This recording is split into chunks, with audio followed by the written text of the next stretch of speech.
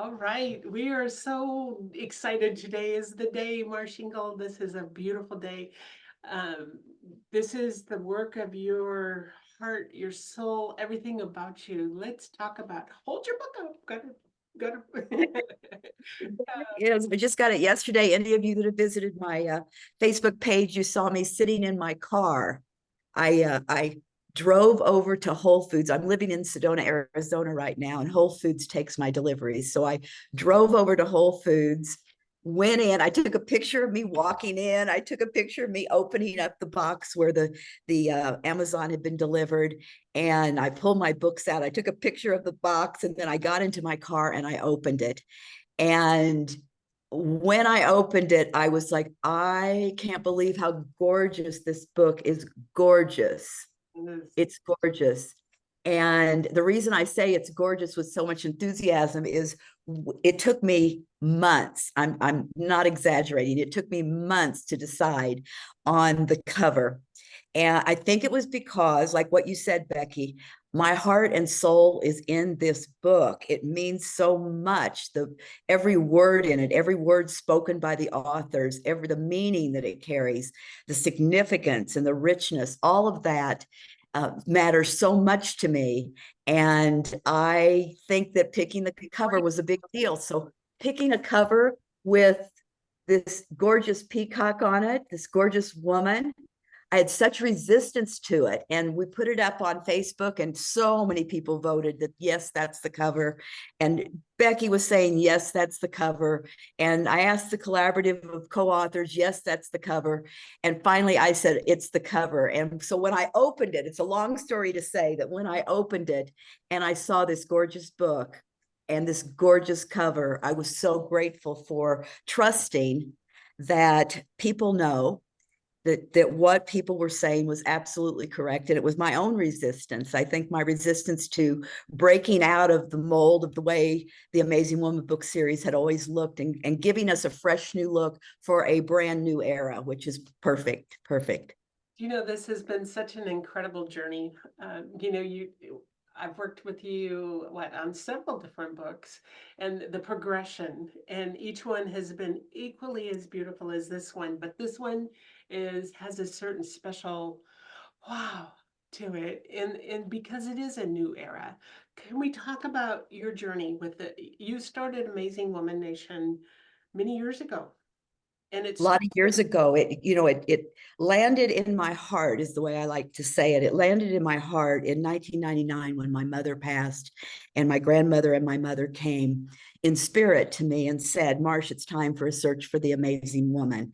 And I literally went out and began to search for the amazing woman. And then when I traveled to Teotihuacan, Mexico, with a beautiful, beautiful teacher by the name of Don Miguel Ruiz, and did the journey in Teotihuacan, Mexico, and walked the Pyramid of the Sun, and in hopes, in longing that I would find my purpose, find a calling. And nothing came until I walked down and my feet hit the ground. And when my feet hit the ground in Teotihuacan, Mexico, I heard, create a day on which all women honor themselves. And I thought, how in the world, I asked, I said, how in the world would I ever do that? And Spirit said, you've been prepared your whole life to do exactly that. And I believe that's the message for all of us. We've been prepared our entire life. So when Amazing Woman started in 1999, I called it, for a lack of any other term to call it, I called it feminine success.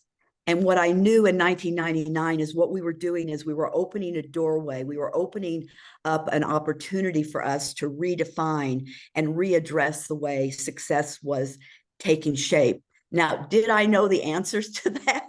No, I did not know the answers to that. I did not know what that looked like. But what I did know is that there was something new that was wishing to be birthed, and that I had been given this opportunity to study it and explore it. And that's when I really began to dig into and dive into the study of the divine feminine and what she means to us, and how she comes through our heart, comes through our creativity, comes through our voices, comes through all of our actions when we choose to move in that direction. So Amazing Woman, it began with feminine success. And then in 2008, it moved into, it morphed into what we called, or I was guided to call, feminine leadership. Feminine leadership. And I knew that that must be meaning to us that we as women were going to begin to take leadership of our life, begin to take leadership in a role that maybe we had not been so familiar with before. And maybe it was a new way of seeing ourselves, or seeing our purpose in the world, or seeing the contributions that we were truly here and equipped to make. So feminine leadership, and I'm going to tell you, there was a lot of pushback when I went to feminine leadership. People wanted me to call it female leadership. They wanted me to call it all kinds of things. And I was told by many, many, many advisors that no one would ever take feminine leadership seriously. This is 2008. And even to say amazing woman was sometimes challenging for women to hear. For me to call them an amazing woman, that was just a challenge for them to hear. But when we started to write this one, Becky, this one was different. This one carried a different energy to it. This one carried a real significance, and the message that wished to be spoken through this one really touched my heart at a very, very deep level. Not to say that feminine success did not, and feminine leadership did not, but feminine prosperity and living our divine legacy, that is a deep, rich conversation. And if we look at the words, if we look at feminine success, many times that might be interpreted as something outside of us, something that we're achieving. And we might look even at feminine leadership of something that we're doing in the world. But when we look at the essence of this book, I got to show it again. It's so gorgeous. But if we look at the essence of this book, we're looking at feminine prosperity, and feminine prosperity is a connection with our own inner giftedness. It's a connection with our own call to lead. Yes, but it's coming from a different place. Our call to succeed, absolutely, but it's coming from a different place. It's coming from a sacred confidence and an ability to recognize the power of truly who we are and all that we're here to share. The beauty of it is it's been evolving, and as it evolves, I think it had to start where you started, and bring each step has been an evolving into something even more magnificent. But it goes so much deeper when you talk about prosperity, and as the subtitle says, it's not even a little bit of it is about the money aspect of it and living in prosperity that way, but it's also wellness, it's also happiness, it's every aspect of our lives, because prosperity can come in many different ways. If you're Mm-hmm. not happy, you could have all the money in the world, then it wouldn't solve anything. So it's Mm-hmm. also that deep inner thing Mm-hmm. that comes from within that makes us prosperous. Beautiful. It's beautiful. Beautifully spoken. I think that when we speak about feminine prosperity, what we're really talking about is a remembering. It's a remembering of who we are. It's a remembering of our creative power. It's a remembering of our giftedness. It's a remembering of that we're much more powerful when we're in collaboration with others, and we're in community, and we're in unity.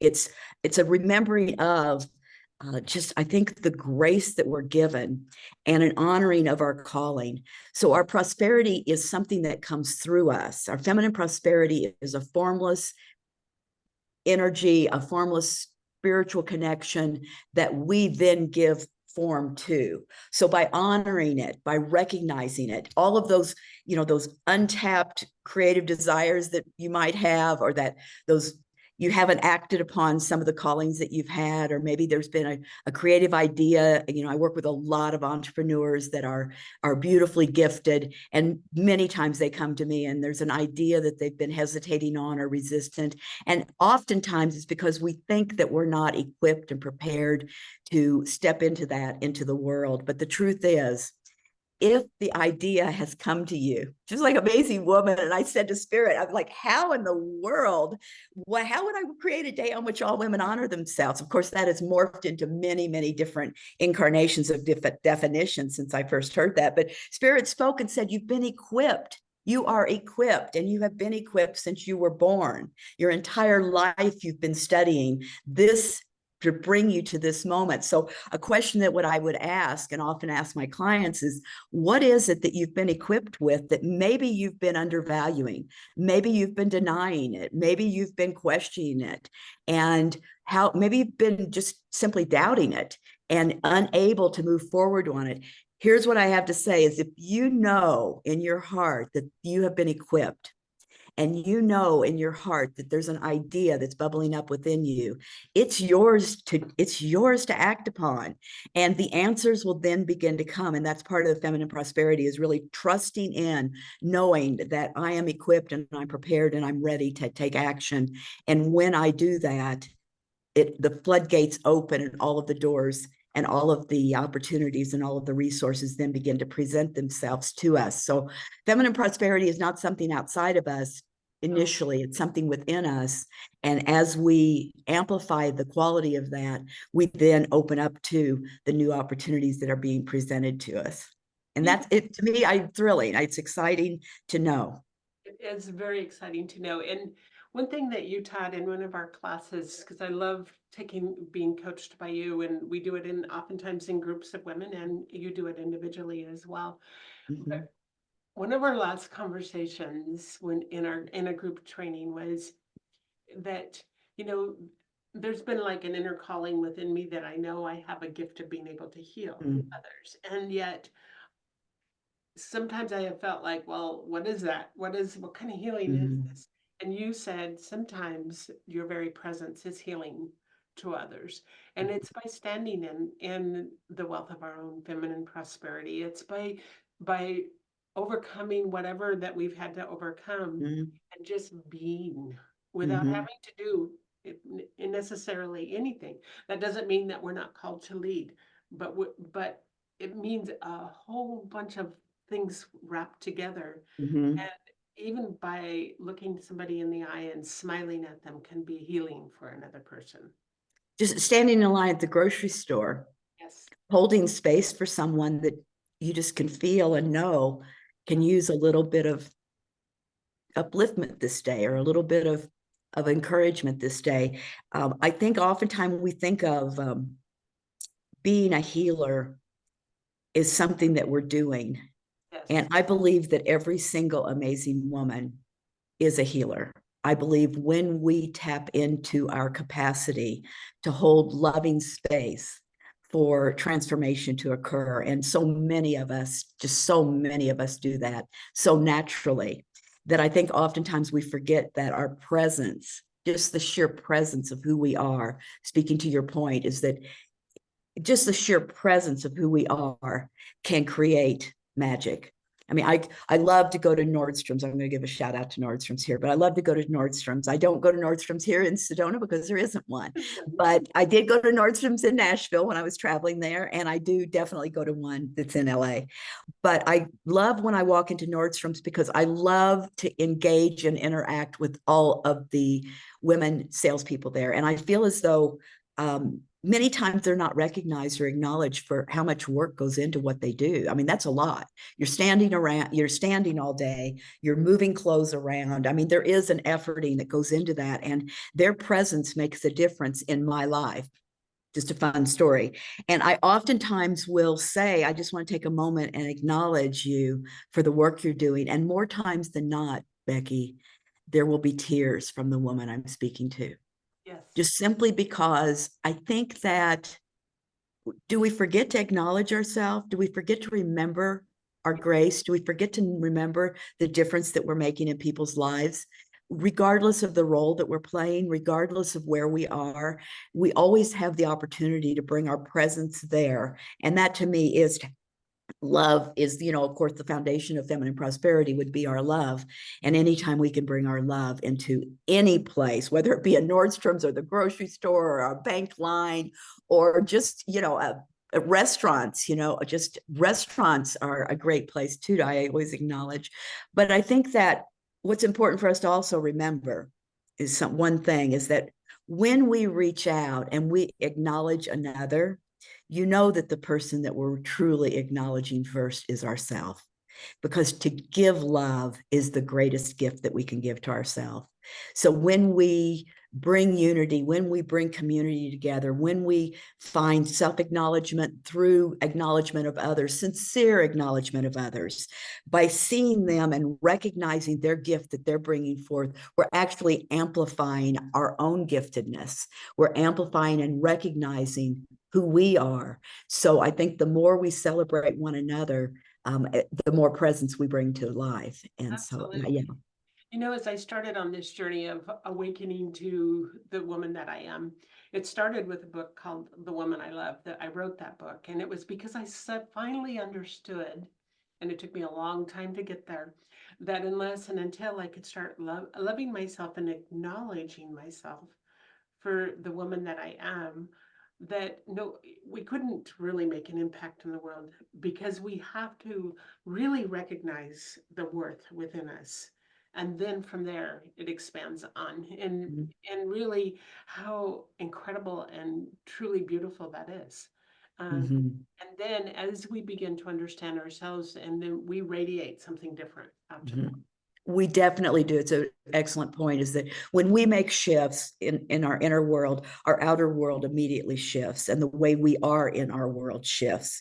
So there is such a beauty in transformation that many times we think, I don't know if this is making any difference at all, but it is. It is making a difference. And one of the things that I spoke about, I got very vulnerable in the book this time, more vulnerable than I've ever been. And I spoke about my early childhood, which was not a walk in the park. I had a lot of sexual abuse for many, many years. And that left with me, or in me, a connection with a lot of feminine wounds. Mm-hmm. So interestingly enough, Spirit would put me into the place of leading a women's movement that celebrates oneself. So through that journey, we have to look at our feminine wounds. We have to look at those wounds that have diminished who we are. It doesn't have to be through sexual abuse. It can be through anything. It can be through our own self-abuse and the way we talk to ourselves and the way we diminish our worth, as you've been speaking. And so we do, in the book, I do get very vulnerable with my own experience with those feminine wounds. And I also get very vulnerable and expressive with how healing those wounds open us up to a doorway of complete creative freedom. Mm-hmm. But we have to look at all sides of ourselves. It can't be, people often say to me, you're so positive, but I'm positive because I've spent the time to dig deep, to find the compassion for my life experiences. It's not because my life was a walk in the park and everything was always easy. It's because I paused and dug deep and found a way to remember the truth of who I am. And I do that every single day. It's like, I don't think there's a finish line on this. No. Every single day. But the book, not only did I do that, but the book is also a vulnerable expression of 8 amazing, amazing authors that came together and truly lowered the I guess the veils that would be between them and the freedom of their expression. And they spoke so honestly and so truthfully about the wounds that had impacted their life, not so from a voice of victimhood, but from a voice of true essence of creativity and a true essence of feminine prosperity, a true essence of what it took to open the doorways to that. So when I looked at writing the book, I didn't want to write a book of stories. I wanted to write a book that was rich in wisdom and rich in how do we get there. So it's not just a book of inspiration, which is very important. I'm all about inspiration, but it was also a book about learning about how do I cross that threshold from being a woman who desires to live in my feminine prosperity and a woman who's actually embodying my feminine prosperity. So not only did I include a great deal of what I use in my own life, and I pulled from my own spiritual practices to share, but each of the women, each of these brilliant 8 authors also shared from their spiritual practices and also their own life journey and how they got through that threshold of embodying feminine prosperity, which is really where we are today, is an embodiment. And that's what That's what living our divine legacy is all about, is embodying our truth. That's, you couldn't have said it more beautifully. And you know, if you're going to pick up this book and read it, you will find it will connect. It will connect to your heart. It will turn on those lights of inspiration and recognition within yourself. And one of the part of the description on the back cover just really, it captures the full essence. And it says, when a woman opens the radiance of her heart, all doubts drop away, and what remains is the wealth of her divine legacy. Oh, I love that. That is I so. know I wrote it, but it's like, when you write something and then you hear somebody else say the words and it just touches my heart. It's such a beautiful expression of truth. Yes, it is. But you talk about how you'll learn ways to create inner harmony, amplifying the balance between the wisdom of the heart and the stilling of the mind. We had an interview with Cece Sanchez, who wrote chapter 4, yeah, a little while ago, and she uses art. What a beautiful, she talked about the stillness of the mind, ways to set free the ability to rapidly transcend perceived limitations and diminish self-confidence, which is a huge issue for many of us. Mhm.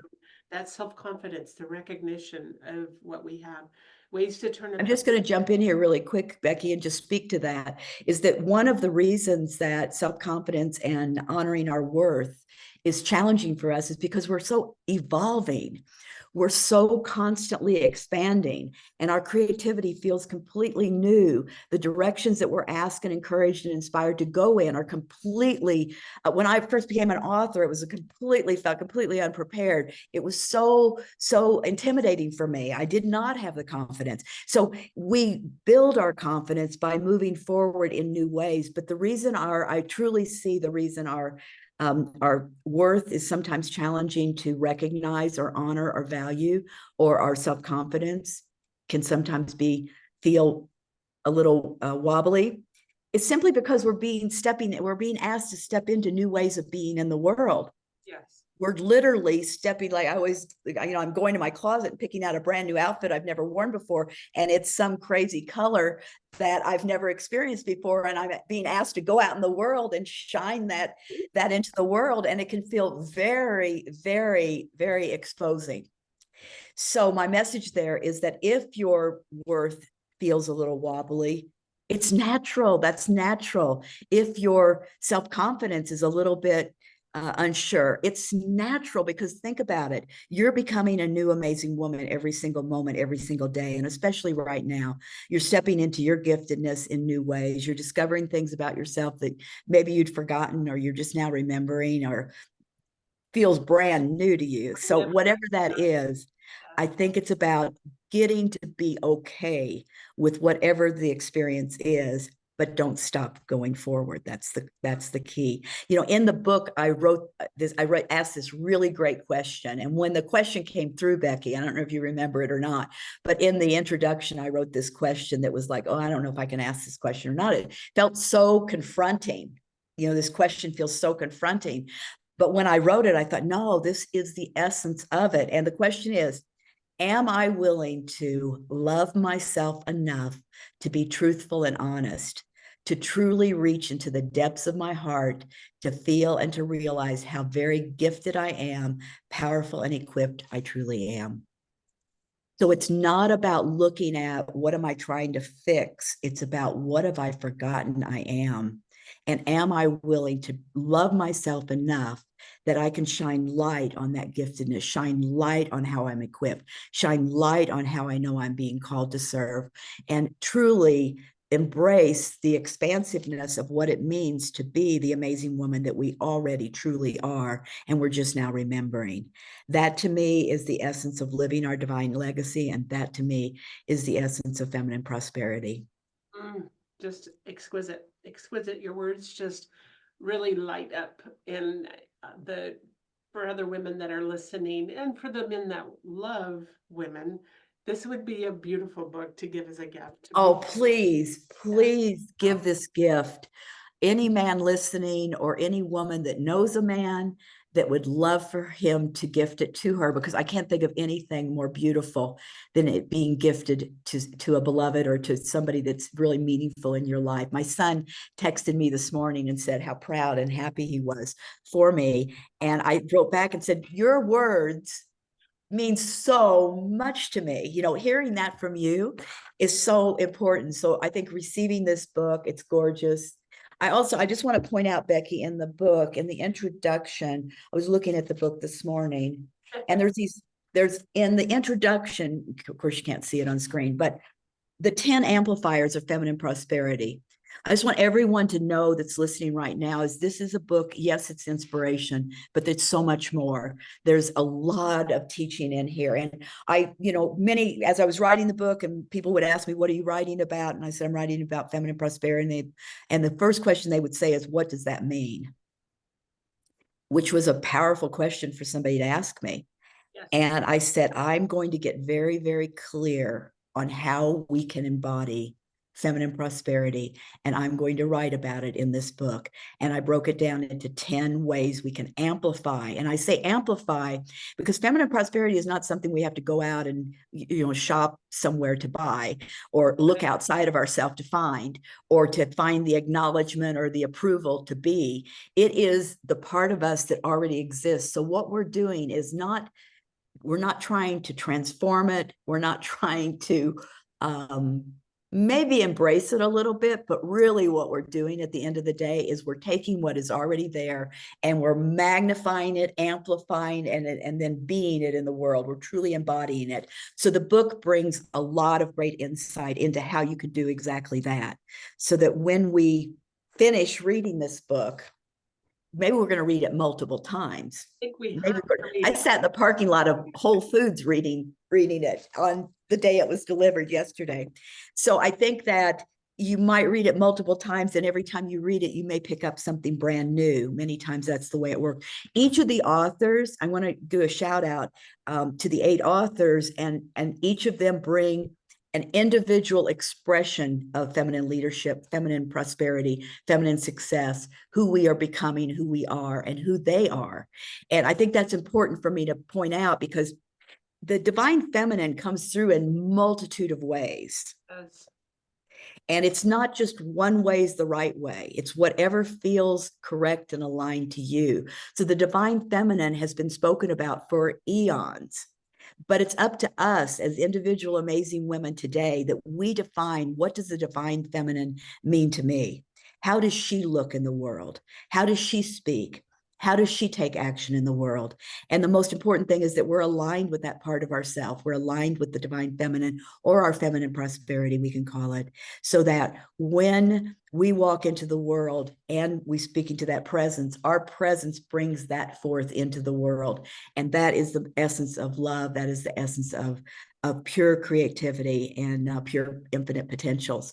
So I'm a little bit inspired about and enthused about the book, as you can probably tell, but I think it's because we put our heart and soul into it, and we pray. My biggest prayer is that every single woman that touches this book has an experience that she's telling other women about. And most importantly, she can look in the mirror and she can see herself differently. She can see herself inspired. She can see herself more present and more filled with love, self-love. Absolutely. And talking about divine legacy, what better way to show our daughters a new way, or a better way? What Mm-hmm. better way even to share with our mothers or our aunts or Mm-hmm. other significant women in our lives that have helped shape who we are? Mm-hmm. Because I think there's not a woman alive that doesn't at times need the reminder. Oh, I am the first in line. I Me too. study constantly. I read constantly. I'm immersed in inspirational material, because we live in a world that is very, in all capital letters, underscored, and probably in a bright green highlighter. We are very distracted. We live in a world that is wildly distracting. I don't need to go into it. Everybody knows how they get hooked. Their attention gets hooked, and we need to anchor in. So even I see this book being carried in my car, like Yes. so that I can pick it up and call upon the inspiration that's in it, or the truth that's in it, or the power of a woman who, as she's expressed herself in her transformational, I'm going to use the word glory here, because that's really what it feels like, a transformational glory, or a remembering of her truth, embracing and embodying of the fullness of her heart. And to me, I think you're right, Becky. I agree with you 100%. There's not one of us that cannot gain by being exposed to sacred language and sacred information, sacred knowledge, sacred, what, just a connection with the sacred. Absolutely. This book has been took some time to pull together, and it's been a journey. Many conversations we've had as we've walked through this journey, working together to bring this book to the world. But it is comes from the depth of who you are, because you had such a unique and incredible vision, and the conversations were so fun back and forth about, what about this, and where would this go, and how do we, even the cover was quite a Quite conversation. a journey. And yet today, celebrate this day and Gorgeous. know your accomplishment to bring Thank you. Thank you. Thank you. amazing book. I love I think I've neglected to say something really important, Becky. I want to acknowledge there are 10 contributing authors that also are in this book. that. And why I am pausing to really acknowledge them, I don't know where it is in the book there. There's 10 beautiful, powerful, transformational authors who also, in addition to the 8 authors, have poured in their truth. And they've done it in a more condensed, shorter contribution, but equally rich in content and rich in inspiration and rich in teaching, because each of those contributors brought forth a practice that we can use to further embody or further embrace or further remember our own sacred feminine, or our own prosperity, our own divine prosperity, our own divinity, really. And so So the book has had 18 voices in it. Yes, 18 voices, for each one of us, equal it's a different voices. journey. Yes, It different. took us nearly a year to write. Yes. And that's not because, it's not because, well, let me find my right words here. It's not, let me just say what it is. It took a year to write because we were growing into the women that would be writing this book. We took on, anytime we take on a conversation, we took on the conversation of divine legacy, we took on the conversation of feminine prosperity.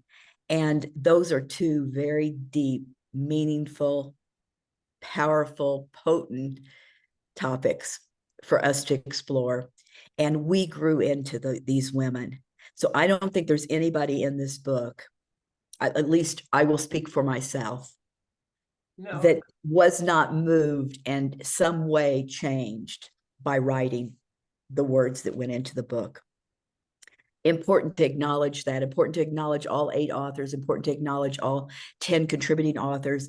And most importantly, it's just really important to acknowledge the power that it took for them to write and to rewrite and to write and to rewrite, and to have the courage to say, even after they'd submitted their chapter, to say, Marsh, there's more that wants to be spoken through me, that I really feel like I would like to revise it just yet one more time. And the answer was always yes. Keep going, keep going. Say what wants to be spoken through you. Say what is longing to be expressed. And I would say that to every single one of us, every single one of us. Say what's longing to be expressed. Say what wants to come through you. And be that person in the world that has the courage to shine her light in ways that she's never shined it before. And even if you're a little bit wobbly, guess what? We all are. I was wobbly through the writing of this many days, and I had to just pause and take myself present and know that whatever path we were on was one that was opening up to a brand new definition that we would be walking into the world. And I don't think we've spoken enough in our conversation today, but this is a new era. This is a new era that we've stepped into. And what I mean by that, it's a new era where we are embracing the power of the divine feminine at levels that we've never embraced before. And of course, we're going to feel that's going to feel a little uncomfortable at times, because in that journey, we're going to be opening up new levels of giftedness and new powers and new potency that's within us that's wishing to be expressed. So I'm celebrating. I love it.